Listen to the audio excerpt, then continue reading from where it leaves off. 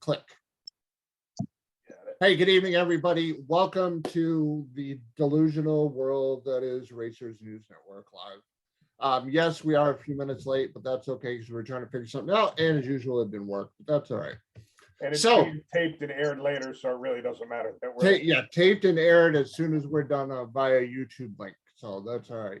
Because thanks to Facebook, but whatever. I've said that enough over the past couple of weeks. So we have joining us the legendary Pete SANCA, finally able to get together. And we have, below me anyways, this is Same like, here. I'm going to look down, this is kind of like the Brady Bunch thing. It's like we got the band back together here. Yeah. So, I got to make sure I got this right. You won the Division 7 Super Comp Championship.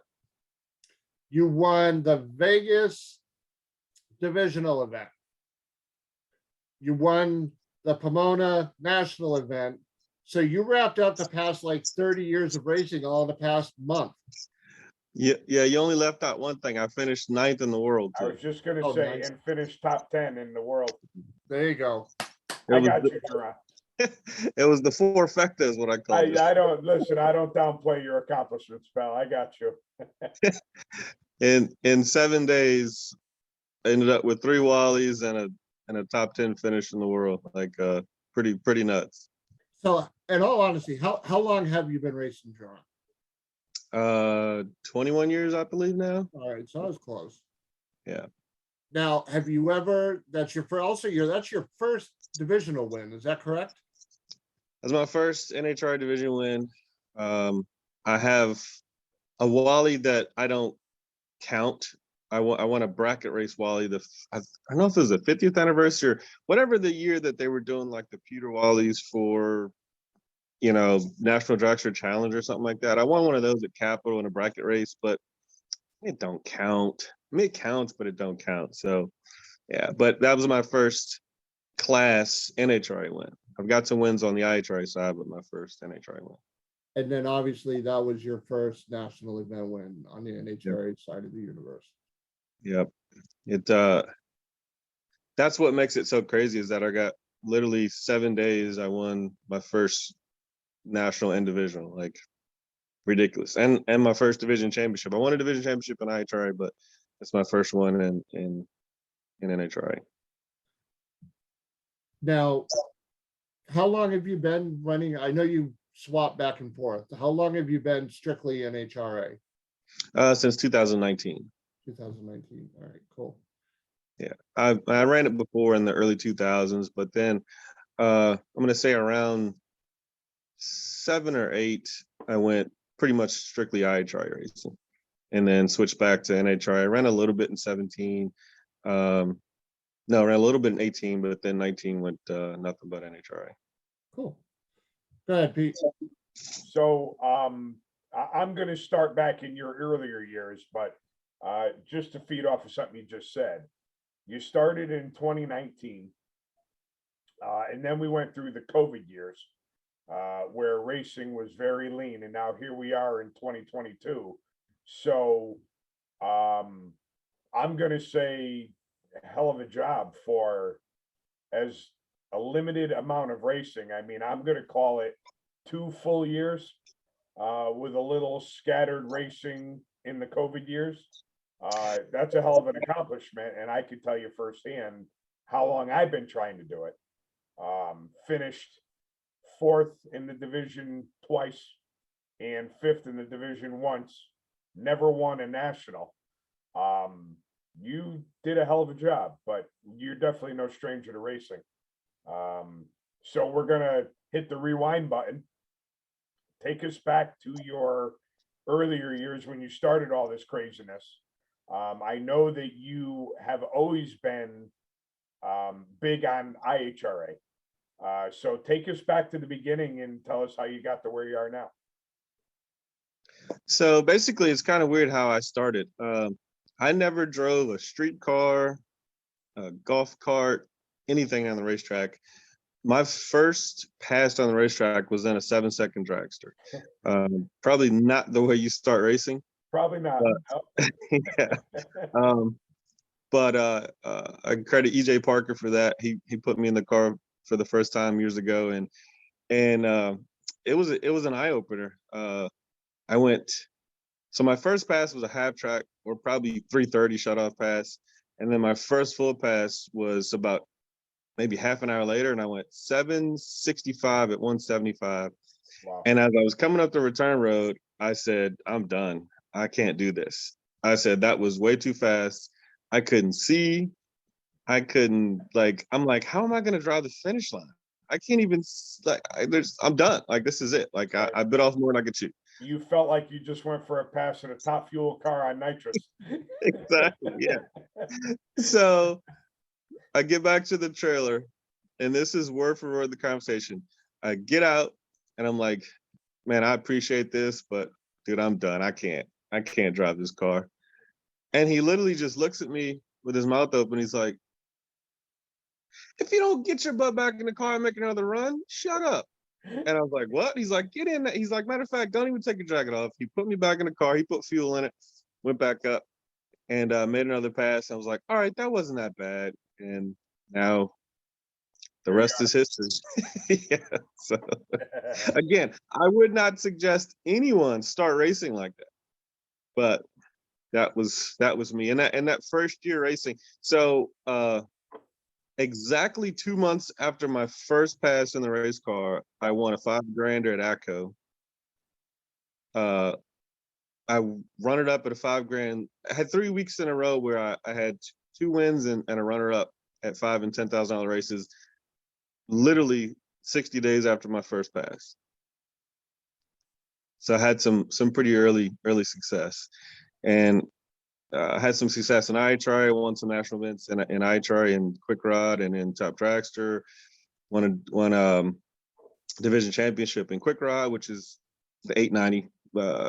IHRA's old equivalent of Super Comp. Yeah. But just ran a limited amount of NHRA races over the years. Ran some races with Britt and Slate. Just spotty stuff here and there. It wasn't really until 19 or 20 actually that I devoted a bunch of NHRA stuff to like strictly that. Right. And literally Pomona, the World Finals that I won just a few weeks ago, was only the 17th national event that I've raced at. So I won my 17th. Nice. In all fairness, I haven't won a national event yet, but I definitely haven't run 17. So I can still break your record. Yeah. That's the downside of Super Street. We only get one like we're like leap year babies. Yeah, like pretty much. One national every 4 years or something. Yeah, that's pretty bad. Yeah, 2020 I run it up at Indy by 1,000, and that one burned for a long time. But that literally was only like my 6th national event. Right. So I was like, that would have been cool, but I like I've said before, nobody wins Indy their first time. Like no one has their first national event be Indy. So we're happy about the runner up period. Really. Excellent. Good stuff. So you had some struggles this year, right? It's very easy to say D7 championship, national event winner, won a divisional, but it definitely hasn't been a big shining point that got you up to this point. Tell us about your struggles and what you went through and your teammates and how they helped you get through it. Basically, we're looking for a little inspiration here. So, that's one of the things that I did want to clear up whenever I got a chance to talk about this with you guys and some of the other interviews I'll be doing the next few weeks, is that at Pomona, I had probably 10 people say, how the heck did you win a division championship? Your year's been terrible. And my year wasn't bad on the divisional side. Right. My year sucked on the NHRs, on the national side. That was the difference. And, most people only pay attention to national events, but I had, I was in 4 finals this year, so it wasn't like it was really bad. It was the national events just outshine. So I, divisionally, I had a runner up in Vegas back in April. I had a 4th round in Phoenix, a 5th round in Phoenix, 4th round in Bakersfield. Yeah. Uh, and then a couple first round, losses, and then the win. So that was, the divisionally, I came into the last race in Vegas in fourth. Right. So I still, I wasn't way out. Some people were like, "How the heck did you win it when you were like 70th?" I wasn't in 70th. I was in fourth. Well, see, But on the national, what a lot of people fail to realize is going out first round is a good thing, especially when you get towards the end of your claims and you have races to throw out, right? exactly. When your worst race was a second or third rounder and you're 4 spots out of first, right? You get to the point where you're going into the second to last race or the last race, you got to win the 4th round just to start gaining on points. So if you're Exactly. in the ballpark and you have a couple of first rounders to throw out, you're in better shape than most. And I'm pretty sure that's what happened to you this year. Yeah, that's exactly it. I had an early first round loss in Phoenix that I was able to throw away. Yep. And I had an early first round loss or a second round loss at the Vegas double in April. And so I was able to, throw those away and kind of, I say sneak in there. I think, I myself at Bakersfield, I had that was a double in October. I had a tough first round loss on the first day, and kind of got me down. And I literally said, it's funny because I literally was watching Tanner Theobald go rounds. Yep. I was like, you know what? That guy's got the championship. Like, he's going to win the division championship this year. And I literally said that. And so I never paid attention to any points after that because I was like, you know what? I lost first round, I'm out. Well, the second double, I lost a really close race, 4th round. And then coming into Vegas, I still wasn't worried about anything. I just was literally just trying to have some fun. And I just really wanted to go some rounds. I didn't care about championship or anything. I just wanted to kind of end the season on a good note. Right. And so I found out literally like while I was at SEMA that I was tied for 4th coming in. So I was like, well, tied for 4th, but man, there's, a ton of guys. There's 3 of us tied for 4th, and there's 3 guys in front that are really, really good drivers. So again, I'm not focused on anything. My goal was a top 5 finish divisionally, and that's all I wanted. Yep. And it wasn't until about 5th round when Jen said to me, you can win the championship. It's only you and Jim Glenn left, basically. And you guys are on opposite sides of the ladder until the semis. And basically, it might have been 3rd round that she's told me that. Either way, when I came back up for the next round, I looked for Jim, and he was looking for me. And we're like, all right, whatever. Yeah, he's still here. He's still here. And we kept just matching rounds, and we ended up running in the semis, and that was for the championship in the semis. And I still didn't even know it. Like, they weren't announcing anything. They were announcing all these other division championship battles, but they weren't saying anything about Super Comp. So I'm like, maybe Jen's wrong. Maybe we're wrong. Maybe it's not, because they would be saying something. And they never said anything the entire day. So it wasn't until we took the winner circle picture, I asked Mike. I was like, Mike Rice, the D7 director, did I win the championship? He's like, yeah, of course you did. I'm like, well, I didn't know you guys weren't saying anything. Yeah, right. So it turns out they would only say something when you're strapped into the car doing a burnout. You can't hear them, right? Well, no, I would. So my mom, what I do for her is after every run, as soon as I get back to the trailer, I go back on NHR.TV, screen record the run, and send it to her.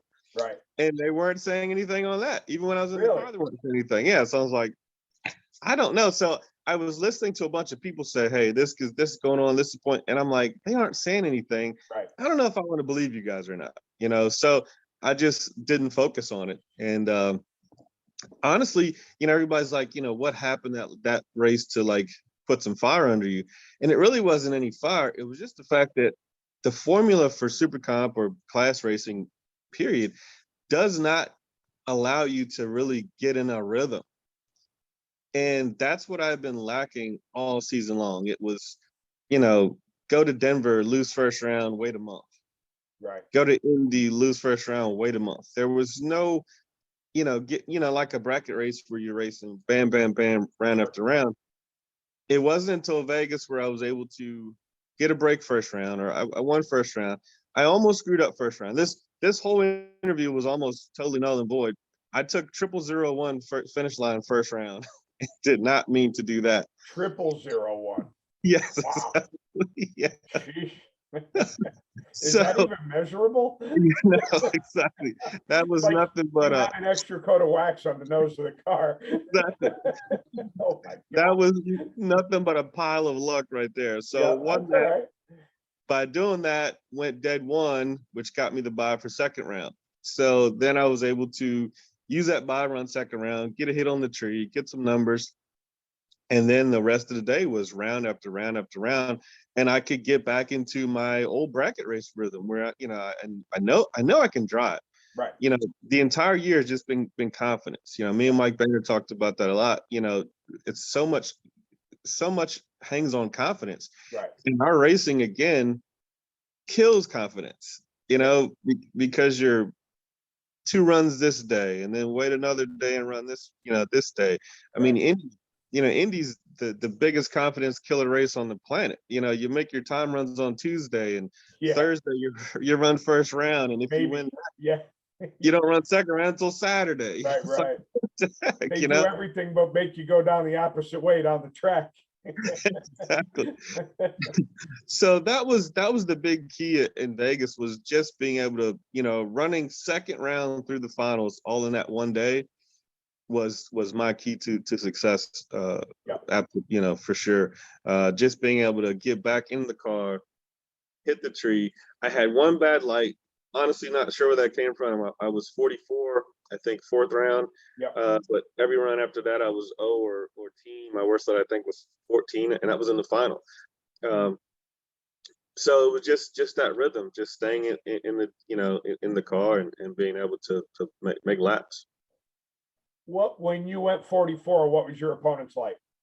I believe he was 009 or 10. Okay. I was done. Because Uh, sometimes when I come up bad, if the guy next to me came up bad, guy or girl, I should say, came up next to me bad, I just attribute it to something funky with the tree. Yeah. I like to blame it on whatever I possibly can instead of admitting it's me. No, I just slap missed it.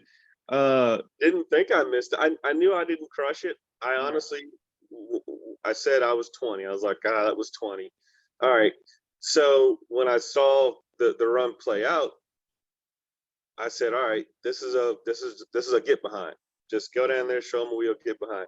Right. Unfortunately, because I hold a considerable amount most of the time, and I'm the faster car, I was able to drive up and get right at his front wheel, and then literally I stopped. I think I did 22 mile an hour or something like that. I mean, I got out of there, and it just didn't give me room. And he said that he's like he's like, I stood on as hard as I can, but it was so late, there was nothing I could do. Right. And so that was my lucky round for sure, other than the 0-1 finish line. But the rest of that, I came back and got myself together. I think I came back the next round, it was 008. And then was 14 in the final. Nice. So like you and I had a conversation early last week when I saw you. I'm a firm believer, and I will stick by this. As long as you are a capable driver in a capable car, super comp is a coin flip. All right. Now, you can't put me in a super comp car and say it's a coin flip. But someone who's been racing all year, someone that has good equipment, and let's face it, there's more people out there than just you that know how to drive and have good stuff, right? So when you're up against someone else that's capable with capable stuff, it's a coin flip. Now, in your instance, you've been calling tails all year and it's been coming up heads, right? The plus side to that is sooner or later, a coin flip will always average out to be 50-50. Yeah. So it's going to come your way as long as you keep doing your job. And in my opinion, that's exactly what happened to you. Just you finally got what you earned all year long. Taking your lumps, knowing that the floodgates were going to open at some point. You didn't know the floodgates were going to open. everyone around you did. Your car owner, your teammates, your friends, the list goes on.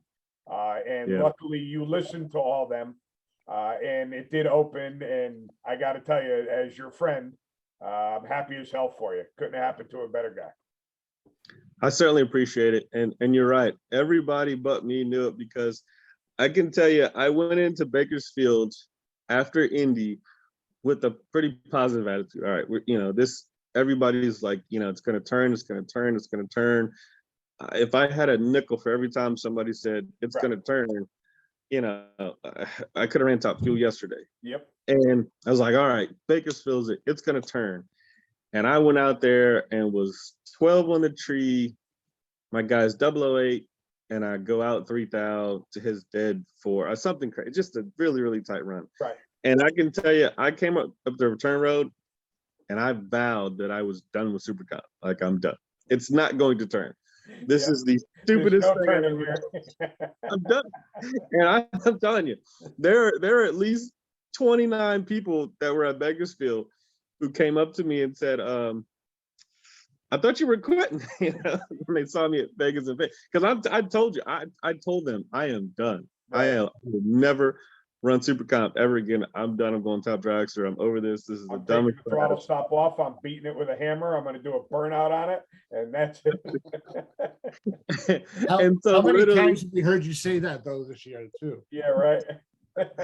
I literally, that's why coming into Vegas, I just wanted to just have some fun. Right. I told Jen, I told somebody, I'm just gonna hold like a 10th and just have some fun, because what do I have to lose? Like, Listen, it's your farewell Super Comp tour, so why not, right?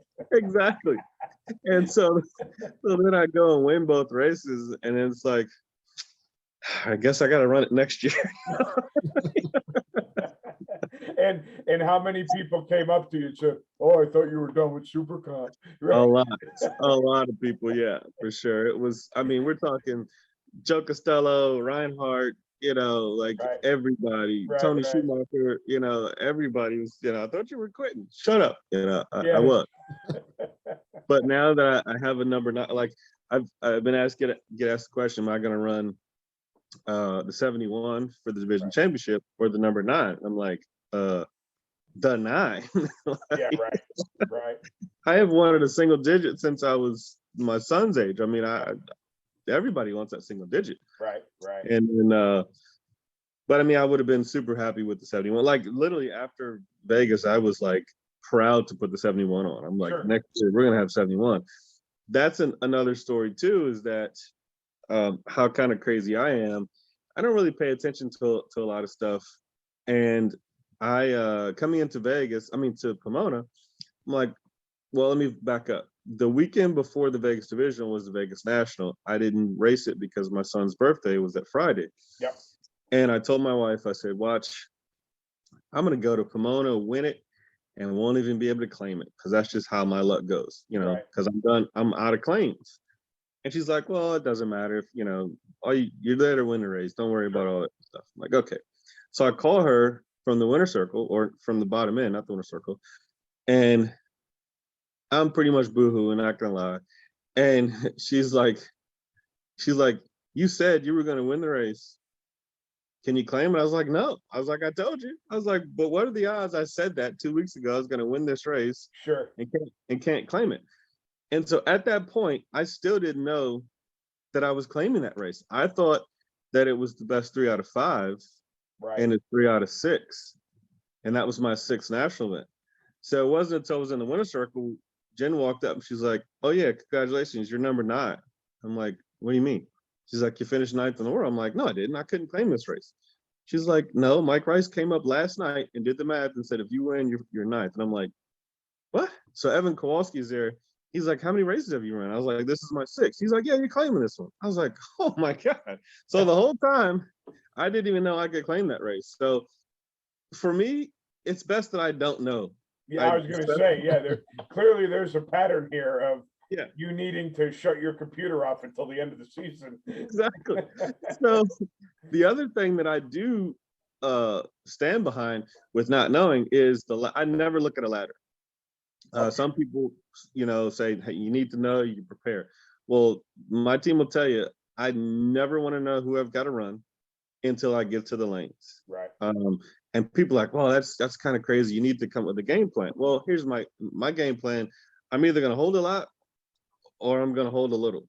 Right. And everybody you run is going to fit in that, game plan, basically. Sure. And it doesn't take 24 hours to come up with that game plan either. Exactly. Right. But the more time you have to think about it, the more you can second guess your decision. And so that's one of the reasons why I get in the car very late. I'm still putting my stuff on while I'm pulling the water. All right, now this is where I got to jump in. I've been buying your story up till now, dude. You're late at everything. It's got nothing to do with wondering or knowing, or you're full of shit, and I'm calling you right out on it. But so I am late at everything, and it really is because I'm an overthinker. I can't sit and think like tonight while we were a little late getting on, and you guys were trying to get the stuff together, and I'm sitting here dying like, all right, what if this happens, and what if I do this, and what if this does, and that's me. So I've got to show up. Meanwhile, you've been on this show 20 times, and who cares, right? I know, but that's also And so nothing has changed. We're still a bunch of stumble bums. Yeah. But one of the things too about even when I've come on with you guys and done interviews, been the interviewee or interviewer or whatever you call it, the person asking the questions, I never prepare for them. I never write notes. Because I need to be spur of the moment. If I was to stop and prepare, I would have a questionnaire like encyclopedia, so I can't. So I've always been a last minute type. If you look up last minute Larry in the dictionary, there's a blank picture of me because I ain't got around to taking it yet. But so Chris, this brings a concern. Are we actually supposed to be preparing for the stuff that we do? Well, yeah, let me add this part to this. I'm getting a complex now. I know. Back when I first started, back in the Wheels Up Radio days, I was like, okay, I'm going to print this. I'm going to go through. I'm going to make all these questions. Yeah. We're going to do this, and then we're going to do results, and then we're just going to shoot the bull. Now, something usually would happen. Somebody wouldn't show up, Pete. And only because maybe if we were live, I would have more incentive. Well, yeah, whatever. I feel like the only reason did you notice, John, he didn't say anything because he knows I'm right. Yeah. But then I would be like, all right, some little glitch would happen, and I have all this stuff printed out, and I go through it. Okay, I'm done. What do I do? Versus going, all right. Yeah. I work better working with somebody, bouncing things off of them. Yeah, I'm definitely way better. The only thing I do, and you guys obviously can both attest to this, is when we talk with an interviewee before we go live, I just ask them if there's any focal points that they want to bring up for their career, or who they want to thank, or blah, blah, blah. And I'll just make sure to get in whatever their request is on top of any of the regular stupidity that I come up with. The two key things that I've learned, and Pete has learned this in going on 3 years now too, with both of us, is that we try to do that before, like say this was the first time we talked to you. Is there anybody specifically you want to thank, or is there anything you want to in particular talk about? Or is there anything that you don't want to talk about? Right. That's the main thing. You guys didn't do that with me tonight. We didn't go over any of that. Well, so now that we did it a year ago. No, this is my first time being interviewed on Racers News Network. Now that we're talking about it, and I know that you have an engagement after ours, because after all, you are a hot commodity now. You are JERRON. Who do you want to thank? I know you got a big name above your head right there. That's not yours. So I'm sure you got people you want to thank. So by all means, go right ahead. Yeah, I mean, obviously, I got to thank first is my wife. So I totally dropped the ball in Pomona, and I forgot to thank her in the interview. How can you do that? The thing was, as you guys know, every time every time they do the sportsman interviews, the sportsman cars drive back up the track. They do it on a little stage beside the track. And so as you know, we're sitting there, we're talking at the bottom, and I'm like, all right, when I drive back up the track, I'm gonna make mental notes of who I need to thank, and that way I'll be prepared. Well, as I'm literally, As you know, you being prepared is a bad thing, so you shouldn't have done that. Yeah, should have just flew All right, sorry, go ahead. no. So then, as I'm thanking this, one of the NHRA officials grabs me. He's like, "Hey, it's your turn," and literally pushes me in front of the camera. And it's Joe. I'm like, "We're doing it here?" Yeah, right. And I'm talking. It was like that, and I just rattled off some stuff and totally didn't. So I gotta apologize to her and definitely thank her. I mean, she's the glue that holds us all together. I could not gallivant all across the country and work as much as I work and race all over the country without her support and holding down the fort, so to speak. So I definitely got to thank her. Well, anyone that knows you knows that your wife is the backbone of that relationship. Without Absolutely. she's a lot better looking than you too, FYI. Yeah, absolutely. Yeah. We should interview his wife someday. Yeah, you're not kidding. I would probably be out of drag racing if you interviewed her. But no, definitely got to thank Ted Weens and the whole Ted Weens Motorsports family. Ted, his wife Jennifer, the girls Brianna, Taylor, and Mackenzie. I mean, they go above and beyond. They yell at me a lot, but everybody yells at me a lot. Yep. And it's mainly the girls, like Brianna and Taylor. They yell at me all the time, but it's fine.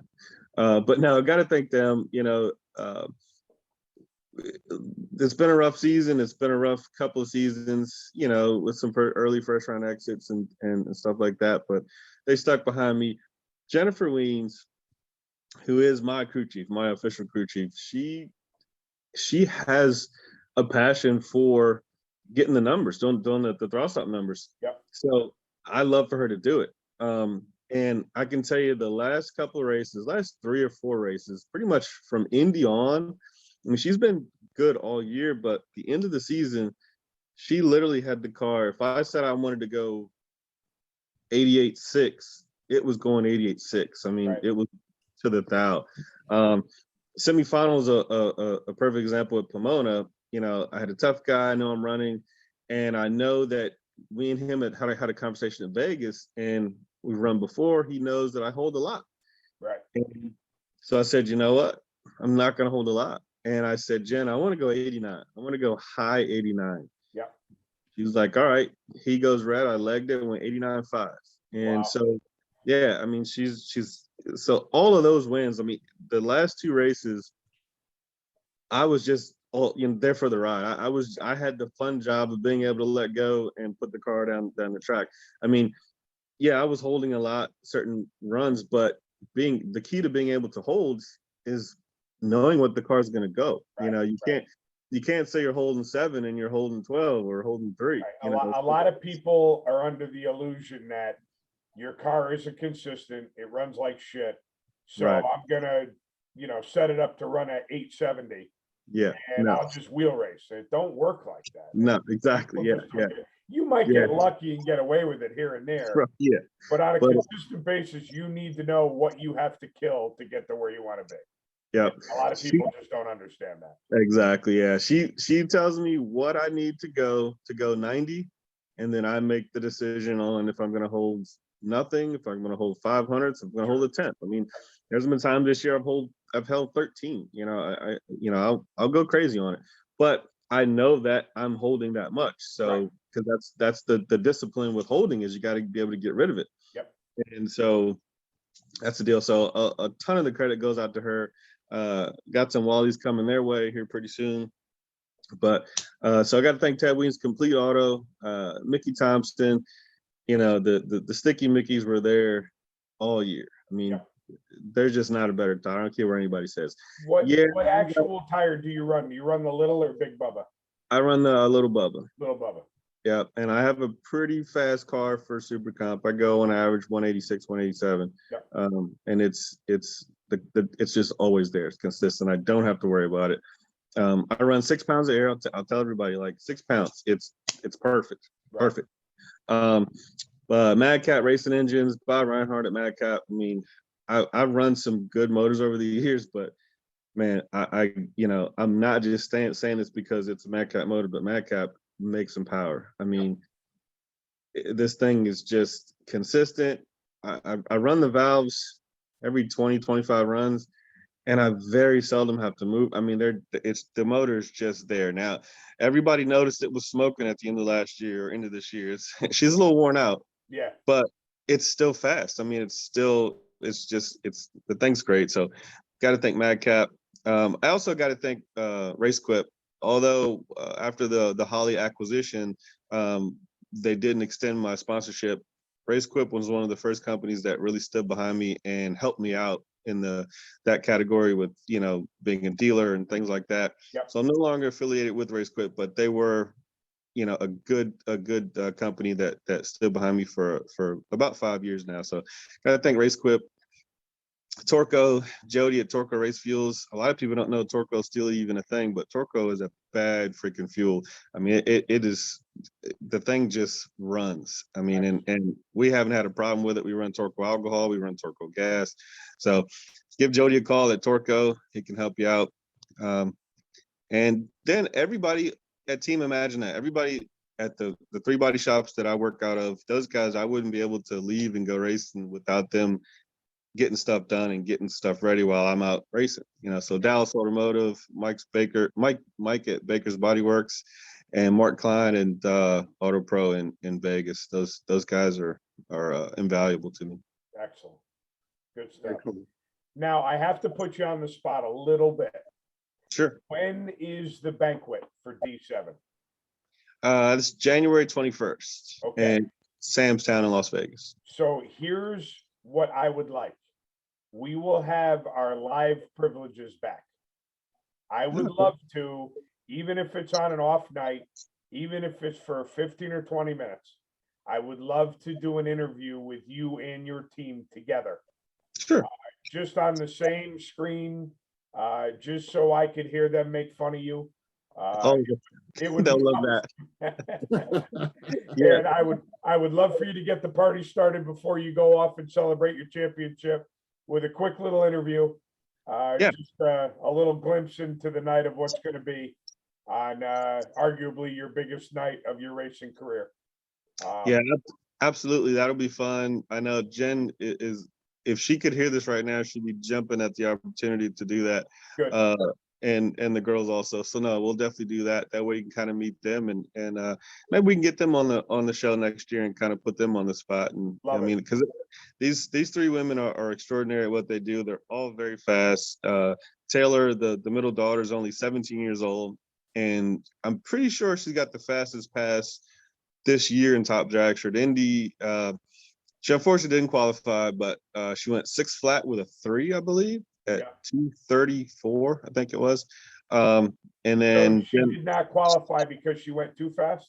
Yeah, too fast. Yep. 6:10 is the bump. Am I right in saying that? Yep. 6:10 is the ceiling. Yeah, and she almost got thrown out completely. The 599, you get thrown out and everything. Yeah. So, right. But yeah. So and then Brianna was, who also won she won the division championship in Top Dragster. So that was pretty cool. We got 2 division championships out of the same trailer in the same year. Absolutely awesome year. It was a nail biter at the end of the year. So she was, all she needed to do was win first round at the Vegas Divisional. Unfortunately got beat by about, I think it was 4th out finish line or something. Really, really close race. Yep. The only guy that could catch her had to win the race. So he goes to the finals, which is like, are you kidding me? We got to sit and watch this guy keep going around. Right. It's beating the final. We celebrate and they're like, hang on, it's actually a tie. So the first tiebreaker is who won the most races. They won both the same amount of races. Of course. Second tiebreaker is who won the most rounds. They won the exact same amount of rounds for the year. Oh, God. Third tiebreaker is who won the most head to heads. Yeah. They had never raced each other. So now it goes to average. We're getting down to that coin qualifying flip thing again, aren't we? position. The fourth tiebreaker is average qualifying position for the year. Wow. He qualified on an average 18.6. Yep. Her average was 18.57. Are you Oh, wow. kidding me? Yeah, no, it was Holy like, crap. Holy Christ. yeah, Really? yeah. So she, Wow. it was pretty bad. Like we really couldn't even celebrate my division championship because we didn't find this out till 2 days later. Like Right. when I was waiting to go in the winner's circle when the Top Dragster final ran. So we celebrated. Rice came out and said, nope, tie. We're like, oh, so then it's kind of a letdown. Sure. And then hoping to find out, a few minutes turned into an hour, nothing. Turned out they had Yeah. to pull an abacus out of storage to try to figure it out. So yeah, Holy Christ. they ran the numbers for 2 days, and finally the Tuesday before we actually left to go to Pomona is when we found out for sure. So it was a crazy couple days. So she won that. And then Jennifer, my crew chief, the mom, she had a good year. She actually runner up at the World Finals in 2021. Went a bunch of rounds. I'm not sure where she finished at, but is always in the contention for Jegs All Stars, things like that. So we got a pretty cool team dynamic. They call us 3 girls and a black dude, but it's Friggin' black dude is whiter than I am, but that's besides the point. we have Listen, fun. Jerron, you talk highly of your team and how you're surrounded by talent. But I'm here to tell you that they have a talented driver in you. Congratulations to your success this year. I appreciate it, Pete and Chris. Thank you very much. Maybe one day we'll tell the story of how we almost burnt the pits down at Pomona this year, but that'll be for another day. Yeah, we literally caught the pits on fire. Well, we'll have to do that on our live in January. Yeah, we'll do that on the live for sure. And I'm gonna hold you to that too. Yeah. Yes, sir. Already And circled the we'll date. tell you how we got Robert Height drug into that deal too. But Oh boy. Yeah. I have to see if we can get him on the live too. no, because he don't know about it just yet. Oh, gotcha. We can surprise him, right? Yeah, for sure. Good stuff. Are you being interviewed by Joe Costello? Yeah, Joe called me and told me that we're going on sometime soon, but I'm just not sure. He's trying to put together something in the next couple of weeks. So he's getting every winner from the finals is going to go on and champions also. So not sure what order. Super Comp normally falls at the bottom, so I'll probably be like January. Well, when you talk to Mike tonight, and when you talk to Joe, tell them that their friends at RNN said hi. And you enjoy yourself, and again, congrats on what you've accomplished this year. Great stuff. Thank you, Pete. Appreciate it. Thank you, Chris. It's been great. I appreciate you guys having me on. Yeah, our pleasure, my friend. All right, Jerron, have a great night. We'll see you. Congrats, pal. And that's a wrap. Never a dull moment. No, it's always fun with him. Yeah. No doubt. So tomorrow I'm going to be speaking with some people from IHRA. So I'm going to be in that. I think after next week, I think we're going to call it holiday break time because we're pretty much there and get ready to take on 2023. Start retooling for next year. Get ready to rock and roll, baby, because I got plans. So, I like it. As long as I can stay out of the hospital, I got plans. Yeah, don't go in the hospital. That's no, going to the hospital sucks. That's pretty much it. Sorry, it took a little while to get this whole thing figured out. We figured it out. We had fun. No biggie. Yep. So anyone, keep in mind, anyone that watches the interview and wants to comment or ask questions, especially when we put it back on Facebook, JERRON frequents the page. So any questions that you might have, feel free to ask them. Yeah. And I'm sure he'll be around to answer them, or we can answer them, or whatever it takes, but he's definitely accessible. Yeah, if he doesn't see the question, we will make sure that it gets sent to him or he is tagged in it or whatever, so he can answer himself. So, Perfect. but that's it. You know, it's been a nutty year, but it's been a fun year. And are you all done? You're all done with night school for the rest of the year, is that correct? For the rest of the year, yes. All right, so Yep. we'll, if all goes right in the universe, we'll both be back on the taping next Tuesday night, because next Monday night kicks back into, I gotta work till like 8, 9 o'clock at night again. And then that's about it. That's it. That's a wrap. That's a wrap, baby. Good stuff. That is. Chris, it's been a pleasure, and we'll see you again soon. Absolutely. We'll talk to you all soon. Take care, everybody. All right. Have a great night, everybody. We'll talk to you all soon.